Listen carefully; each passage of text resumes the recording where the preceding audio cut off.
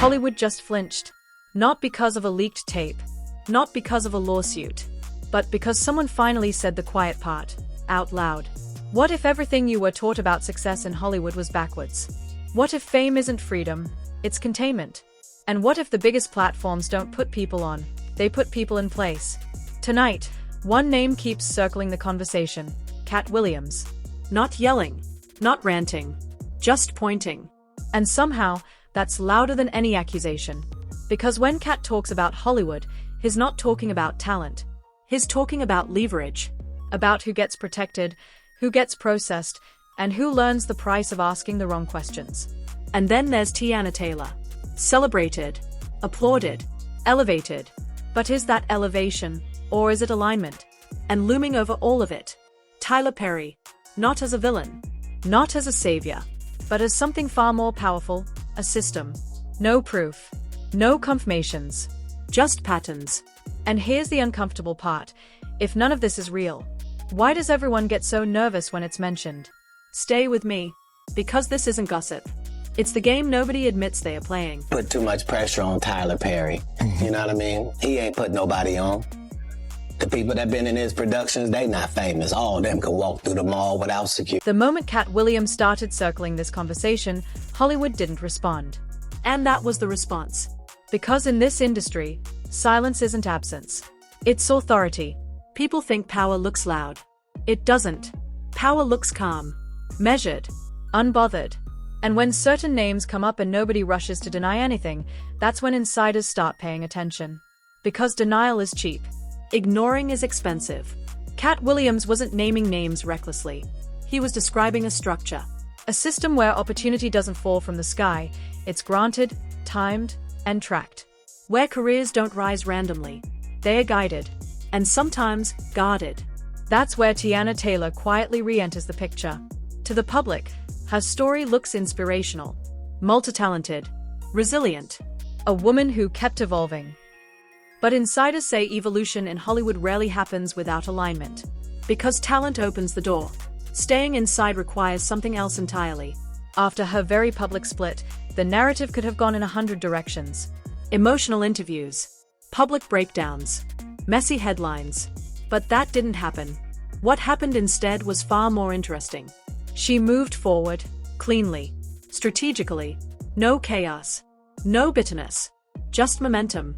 And in Hollywood, momentum after vulnerability isn't luck. It's positioning. Whispers started circulating about meetings that weren't advertised. Introductions that weren't public. Doors opening quietly instead of headlines opening loudly. The kind of access that doesn't come from auditions, but from approval. That's when people started connecting dots. Not accusations. Patterns. Because the industry has seen this arc before. A moment of emotional exposure followed by sudden protection. Visibility increases. Opportunities multiply. And criticism disappears. Because P. Diddy be wanting the body. And you gotta tell him no. You got to tell him no. And hovering near all of it is Tyler Perry. Not as a character. Not as a villain. But as infrastructure. Insiders describe him not as a man, but as a machine. A platform so large it doesn't chase talent. Talent comes to it. And once you're inside that system, you're not just working. You're aligned. Publicly, the praise is glowing. Mentorship, support, uplift. The language is warm, almost familial. But critics of the system argue that praise is often the softest form of control. Because when someone rescues your narrative at the right moment, it creates loyalty without ever asking for it. Nobody says there's a contract. Nobody says there's a deal. But Hollywood doesn't need paperwork for expectations. The rules are understood. Don't disrupt the narrative. Don't question the platform. And most importantly, don't confuse access with freedom. That's why Katt Williams' words hit differently. Because he isn't talking about individuals. He's talking about mechanics. About how people don't get cancelled. They get managed. How voices don't get silenced. They get redirected. And when another familiar voice re-enters the conversation, one Hollywood has learned to dismiss publicly and monitor privately, the temperature shifts. Because whether people believe her or not, she has a history of saying the uncomfortable thing too early. And Hollywood hates being early. The backlash doesn't explode. It doesn't trend. It doesn't go viral in the traditional sense. It does something worse. It lingers. It turns into side-eye. into whispers at private dinners, into uncomfortable pauses when certain names come up. Because the industry understands one thing very well. Proof isn't what destroys systems. Patterns do. And once people start noticing those patterns, the machine doesn't panic. It tightens. Messaging becomes controlled. Appearances become polished. Silence becomes strategic. From the outside, it looks like success. From the inside, insiders say, it feels like supervision. And that's where this story stops being about gossip and starts being about power. What happens next is the part Hollywood never explains, because explanation would require honesty. And honesty is expensive in a system built on leverage. Once alignment is established, the rules quietly change. The calls still come, but they come differently. Invitations feel selective. Conversations feel measured. And suddenly, everything you say seems to matter a little too much. Not because you're powerful, but because you're being protected. That's when observers notice something strange. The criticism didn't grow louder. It vanished. Not addressed. Not corrected. Just absorbed. In Hollywood, that's not coincidence. That's containment. People assume controversy creates chaos. In reality, real power hates chaos.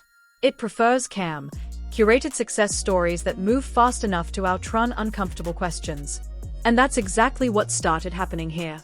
Appearances stayed polished. Messaging stayed clean. No emotional interviews. No impulsive statements. Just movement. Project to project. Platform to platform. Momentum uninterrupted. Industry watchers call this phase stabilization. That's the polite word. The unpolite word is ownership. Because once a system decides you're valuable, it doesn't destroy you. It integrates you. You're no longer just talent. You're an asset. And assets don't freelance their opinions. This is where people misunderstand silence. They think silence means innocence, or grace, or maturity. But insiders know silence is often a condition, especially when it's rewarded. Every time the narrative gets uncomfortable, something shiny appears. A new opportunity, a new headline, a new celebration. And the public applauds, not realizing applause is sometimes the most effective distraction of all. That's why the whispers around Tyler Perry shifted. She is showing me everything that she's been able to do is really phenomenal. This woman, when I called her up to do the movie, she was like, yeah, I think I know. But she killed it. You'll see what I mean. You will see what I... Not louder. Sharper. Less about what he does, more about what the system requires. Because the question was never, is he powerful? Everyone already knows that. The real question became, what does that power expect in return? Hollywood doesn't need NDAs for loyalty. It uses incentives, visibility, access, longevity. And once you benefit from the system benefits from your discipline. People who forget that rule don't get attacked. They get forgotten. And that's the fear nobody admits out loud. Not cancellation, absence, calls slowing down, meetings disappearing, your name suddenly sounding unfamiliar in rooms you once belonged in. That's why so many choose adaptation over confrontation. Not because they are weak, because the cost of resistance is designed to be unbearable. This pattern isn't unique. It repeats with different faces and the same outcome. Emotional moments become branding arcs. Pain becomes resilience. Silence becomes professionalism. And when someone finally speaks out, they are labeled unstable, difficult, or ungrateful. Especially when they are a Black woman. The system applauds their strength without ever acknowledging who demanded it. At this stage, the story feels unsettling not because of what's proven, but because of what feels familiar. The success arrives too smoothly. It happened to Black Hollywood, and he did it by using stupid, ignorant, so-called Christian to fund all of his very homosexual behavior. He ain't rich. The protection feels too precise, and the silence feels too heavy to be accidental. Hollywood doesn't collapse from exposure. It collapses from doubt that refuses to die. And once doubt sets in, the machine doesn't argue. It outpaces. New headlines, new wins, new narratives. But here's the problem. Momentum can hide questions, but it can't erase them. And once the audience starts noticing the gaps, the calm starts to feel rehearsed.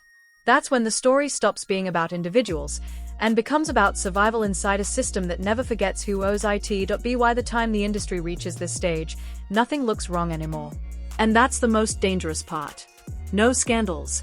No breakdowns. No explosive headlines. Just order. Hollywood loves order because order means the machine is working exactly as designed. The spotlight stays on, but it narrows. The praise continues, but it feels rehearsed. Success arrives, but it arrives managed. Insiders say this is when protection starts to feel different. Less like safety, more like supervision. You're visible, but not free. Supported, but not spontaneous. Every move feels approved before it's made. Not because someone is watching you, but because you've learned what not to do. That's how control actually works. It doesn't threaten. It conditions. Opportunities show up at the exact moment scrutiny increases. Criticism gets drowned out by celebration. And the public mistakes consistency for independence. But behind the scenes, silence has become policy. Say less. Smile more. Never revisit old questions. Because once you're absorbed into the system, it's no longer about growth. It's about maintenance.